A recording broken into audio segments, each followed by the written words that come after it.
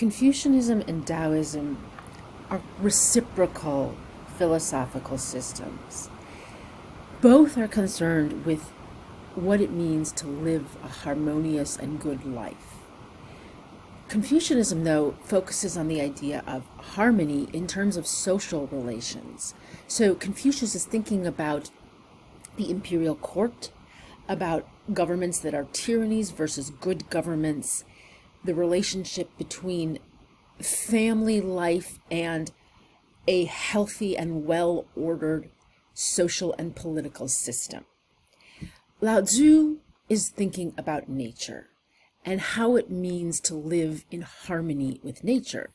So legend holds that Lao Tzu, and that name means old master. Legend holds that the old master worked in the royal archives, and he actually taught Confucius, but he grew tired of court life, so he went off on an ox to live as a hermit in the mountains. He basically rejects the social strife and scrambling to become, you could say, using American terminology, a mountain man. For fun, I like to compare our portrait of Lao Tzu with Yoda, the great figure from the Star Wars series. And I am absolutely sure that Spielberg was drawing his ideas for Yoda from Lao Tzu and from Daoism, and from the idea of a great master who is a kind of hermit who rejects society to live in deep peace with nature. Remember that Yoda teaches Luke Skywalker the Force. The famous line, "May the Force be with you." That is basically a borrowing of the idea that the Tao can be translated as the way, the path, or the ultimate source. So living in harmony with the Tao, with the ultimate source of nature, with the path that is the way, is very much like having the Force with you. And so Lao Tzu is very clear that this is something that goes beyond language, and that ultimately it cannot be just named, because it is something that goes beyond conceptual thinking. He says we join spokes together in a wheel, but it is the center whole that makes the wagon move. So the idea of the open, receptive space that is not a thing, but is pure potential. This cannot be named, but it can be lived in harmony with. So Taoism is associated with the yin-yang symbol because the harmony that Lao Tzu speaks of is a harmony of oppositional energy reconciled, so that they're not experienced as opposites at all. They're not in conflict. And so he's drawing on a long and immense tradition of thought and observations of nature that go way back. So the earliest recorded discussion of yin-yang, the oppositional energies, go back to oracle bones in the Shang dynasty, where yang is sunlight, daylight, and yin is darkness, night. So the fundamental oppositionality in our lives of light and dark. And then this evolves to have lots of associations.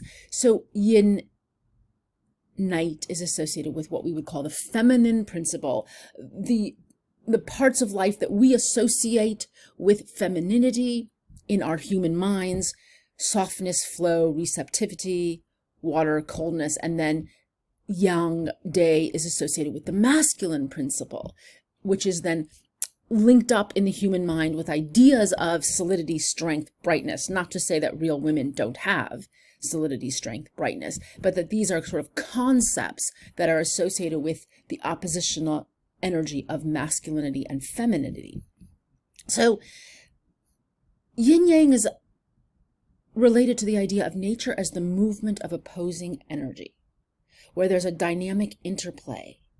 So when we look very soon in our next section on China that will focus on landscape painting, we will see that landscape painting is very much engaged with touching on these ideas of harmony as the oppositional energy of solid stone and flowing water in dynamic balance. So when you read the poems that are Stephen Mitchell's translations of the Tao Te Ching, you will see that so much of the metaphoric unfolding of the discourse is based on metaphors of nature. Again and again, the idea of being a master, one who has fully attained wisdom, is associated with ways of being like nature. So the ancient masters were profound and subtle. Their wisdom was unfathomable. Notice there is no way to describe it, in that we cannot describe or name the Tao directly. All we can describe is their appearance. We can describe what it is to manifest a harmonious relationship to the Tao. So they were careful as someone crossing an iced-over stream, alert as a warrior in enemy territory, courteous as a guest, fluid as melting ice, shapeable as a block of wood, receptive as a valley, clear as a glass of water. Do you have the patience to wait till your mud settles and the water is clear? Can you remain unmoving till the right action arises by itself? So this is a vision of living well that is about being receptive, not forcing things. So it's interesting that Yoda says, may the force be with you. Don't force it. Allow the greater source to flow. So this is one of my favorite poems from the Tao Te Ching that you are going to be reading, translated by Stephen Mitchell. And I will be asking you to share your favorite poem.